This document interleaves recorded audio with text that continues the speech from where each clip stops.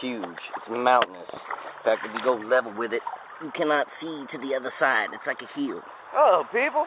Welcome to another episode of Iron Fist Mining. We're in the 50s now. 50 videos of digging for shiny. Well, I'm at the spot again, of course, and the water is super low. Today, I brought both the suckers. I actually modified the 3-inch. I cut down maybe 2 feet out of it. See this line right here? That's how much I cut out of the section. So now it's a little lighter, and I got some attachments for it, which I'll show you later. Last time I got a whole bunch of gold, and I told you I wasn't going to tell you where I got it. It was over there, right there. And I learned a little something by working that spot. See that big rock there? And those big rocks down there? I've been pulling them out as I come across them to get them out of the way. But I think I screwed up by doing that. So check this out. Let's say that this rock is either in the water or in the sluice. Now, I know a lot of you guys that have gone out prospecting and junk, you always get a rock or two. They usually look like this in your sluice. Now, what happens is there's this halo that forms around it, right? And you've all seen that. Now, I put this on my Iron Fist Mining Facebook page as a post that I used to think that when the current hits it, it's causing a deflective current, making like this shield where the water's flowing around it. That's why it stays clean and blows all your gold out when it's in your sluice. Well, what I noticed dredging over there was that it's not deflective current, it's actually a vacuum. And that's why the gold likes to build up back here, is because it pulls it into it. I was watching it suck sand from way over here and way over here, and rocks were flying in it, and they'd stop there. So that is why the gold likes to collect on the backside of rocks in water systems. Current come down, hit rock, make vacuum, pile gold. So, if you're kind of getting into it like I am now, you're going to kind of realize maybe I shouldn't throw those rocks out. Maybe I should keep them in there, as they are gold magnets, gold vacuums. They lock the gold in there. So if you take them out, you're making the gold keep falling, which I feel like it's hard now because look at that pile of rocks. So, my plan to get a lot of gold is, I've been leaving myself stripped so I can at least have a spot to run the sluice, okay? So I gotta think about how I'm doing this so I don't paint myself into a corner. There's still a little bit over here I can get, still some over there. I want to keep this strip, but then I want to knock all this down, clear to the bottom, and that's what I'm doing. I'm hitting the bottom. I know I told you guys before that in a couple spots out here, there's like this black felt tarp stuff, and it's on the bottom, so all the gold's just sitting on it. I think they did it for erosion control, possibly, or it was another miner a long time ago that had a big roll of this stuff and had an idea. And it's not a bad idea. Makes it easy to collect gold. And it doesn't sink too deep. Kind of like over here, where the rocks fade out, and then you have this pool.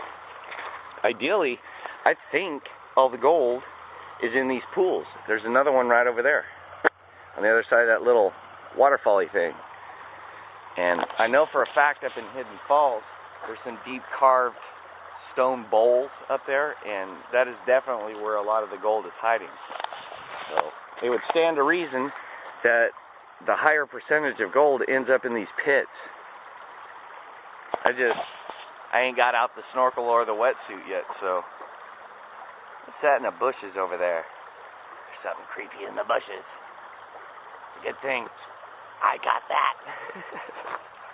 So anyway, freaks, freakettes, and people, I'm going to unfetter the gear and then get in here and clean this out. I'm going to clean this out. So there's that view. There's that view. Maybe it'll change. I don't know. Kind of regretting making this island because I know there's quite a bit of good stuff right underneath that. Idiot. So, a lot of work ahead. Stick around, stay tuned, we'll see how much shiny I get today. Most of the stuff I got in the last episode was in the last 2 hours of doing the work. So, now that I know, it's right there. Good luck coming down here and trying to get it after I clean this out, because it's going to be clean. There's going to be a nice fast waterfall shoving all this stuff down. It's going to look awesome. At least in the pan. Alright, so I've done my first clean out, and kind of hiding my 3-inch under here. I was telling you I've got a couple heads. I got a flat head and this angled one. And I gotta say, this thing is quicker than snot, because my 2-inch, you know, I did all this yesterday with my 2-inch. It's not really going to show up because the sun's shining. But this hole I got done pretty quickly. I've also re-screened my classifier. I put some of that security screen in there. So it's making a huge pile of tailings, cleanings, whatever. This pile right here is just out of the first cleanup out of that hole. That's how much material it moved. Maybe that'll give you an idea how tall it is. It's big. It's probably 2 feet tall, almost 3 feet. Goes up to my knees, man.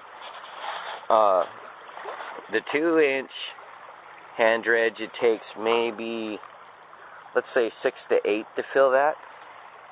That 2-inch, even though it's cut down, it holds more volume. And man, that sucker head thing I made, boy, let me tell you what, it picks up everything.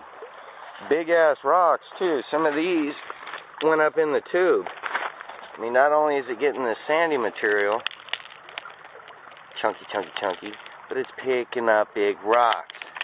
And that's heavy, man. That's at least, I don't know, 5-6 ounces of stone. And, you know, they're various size. So that's pretty bitchin'. And you know what? When you pull it up, sometimes it clogs. So all you got to do is shake it to get it out. Well, my plan is to eat this top in right here, and then kind of work over there and leave this little bank thing so I got something to sluice on. Then I'll work on this side. I know there's better gold a little further down. I just don't want to miss this stuff, because if I go to cutting, I'm not going to have anywhere to put my sluice. So, it's a dilemma. But I am going to get good gold today, especially with that 3-inch. Something I use for lubrication on those. If you use WD-40 or any other kind of oil deal, it'll make your gold float. Lenny Everson from Professional Plastics, I was talking to him about a Teflon idea for a shower thing. Pretty much, I told him, just get me a spray. Let's see what that does. And it's based with isobutanes, so when you spray it on stuff, it evaporates quick and leaves tiny, tiny little particles of Teflon behind. So it doesn't affect the gold. There's no oil to make it float. Just little particles of Teflon sliding back and forth in that plastic tube. Dig it? In fact, I got it in my backpack. I'll show you.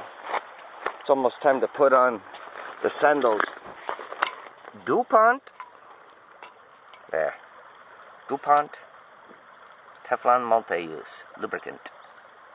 For indoor or outdoor use, home or shop, garage doors, lawn and garden, auto and marine.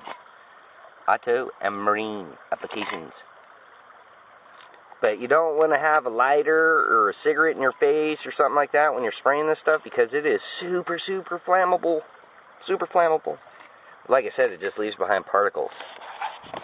No oils or residues. And it gets rid of squeaks.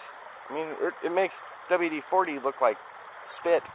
So, I'm going to get back to sucking. Yeah. And this doesn't make your back hurt. Screw the shovels. If you're still using a shovel, you're... No shovels. 2 hours have gone by, and as you can tell, that mound of dirt has gotten moundier. Look at the size of that, man. It's huge. That thing was leveled with the water earlier, and now it's practically the size of the 5-gallon bucket. You see all that? Dude.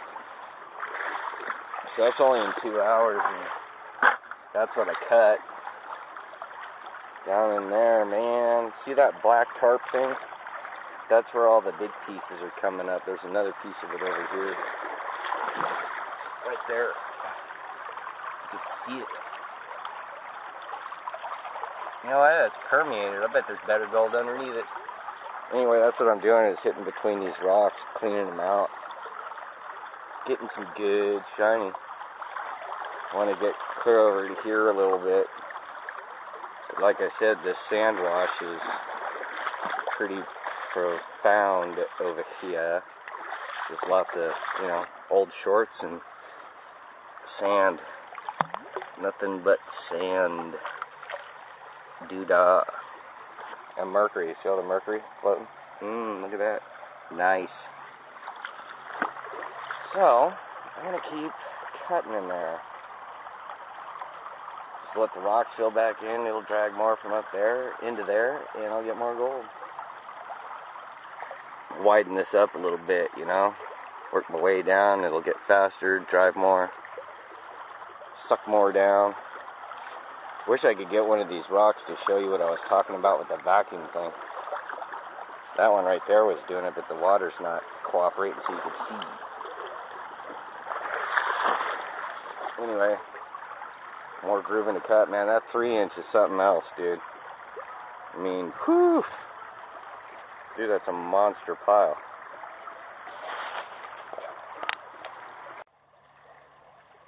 I doubt this is gonna show up, but I got some nice crystals today. You can kind of see how that one's transparent. Stupid camera.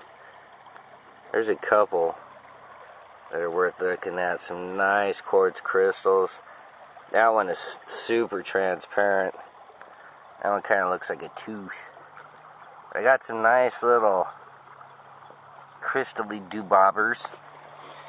And before I went, I would have been remiss had I not shown you this giant pile of rocks. It's huge. It's mountainous. In fact, if you go level with it, you cannot see to the other side. It's like a hill. See that?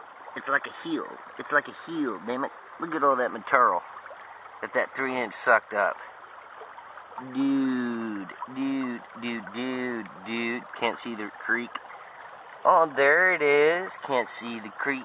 Oh, there it is.